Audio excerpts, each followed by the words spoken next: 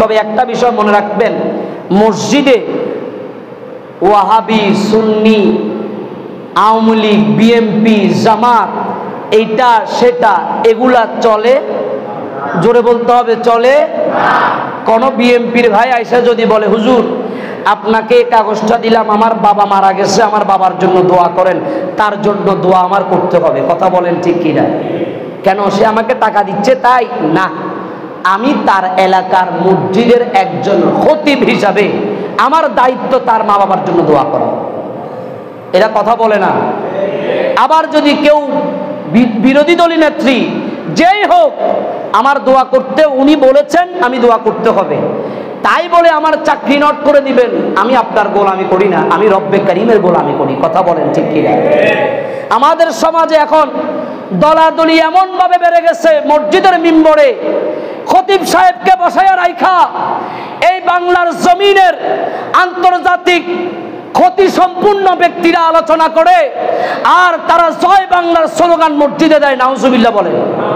আমার চোখে দেখা, আমি দেখেছি জয় বাংলার স্লোগান মসজিদের মিম্বরে।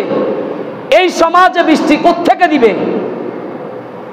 এই রমজানের মধ্যে প্রত্যেকটা মসজিদে যাকাতের কথা বলেছে, প্রত্যেকটা মসজিদের খতিব যার যার অবস্থান থেকে যাকাতের বিরুদ্ধে, যাকাতের পক্ষে কথা বলেছেন, যাকাত দেওয়ার কথা বলেছেন। যারা যাকাত দেয় না তাদের বিরুদ্ধে হযরত ওমর রাদিয়াল্লাহু তাআলা আনহু যুদ্ধ ঘোষণা করেছেন, সেটাও বলেছেন। কয়জন যাকাত দিয়েছে? আজকে এত এত জায়গায় বৃষ্টি পড়ার জন্য নামাজ পড়ছে, বৃষ্টি পড়ার জন্য ইস্তেখারের নামাজ পড়ছে, এত এত আলেম।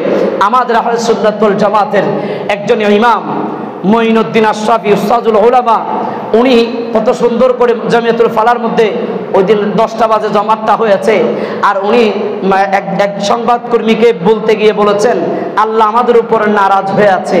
সাংবাদিক প্রশ্ন করেছে কেন? বলে আমরা বান্দার হকটা বেশি খাচ্ছি, যাকাত ঠিকভাবে আদায় করছি না, এজন্য আমার রব্বি করিম আমাদের উপর অসন্তুষ্টি আছে, এজন্য আমাদের উপর গজব দিচ্ছে। আমার বাবারা ভাইয়েরা, এজন্য আপনাকে আপনাদের পায়ে হাত রেখে বলবো, এখনো যারা যাকাত আদায় করেন নাই, যারা ঠিকভাবে যাদের গরিবের হকটুকু আপনাদের ভিতর রয়ে গেছে, আল্লাহ আমাদের যার যার স্থান থেকে আমাদের গরিবের হকটুকু আদায় করার তৌফিক দান করুক, আমিন।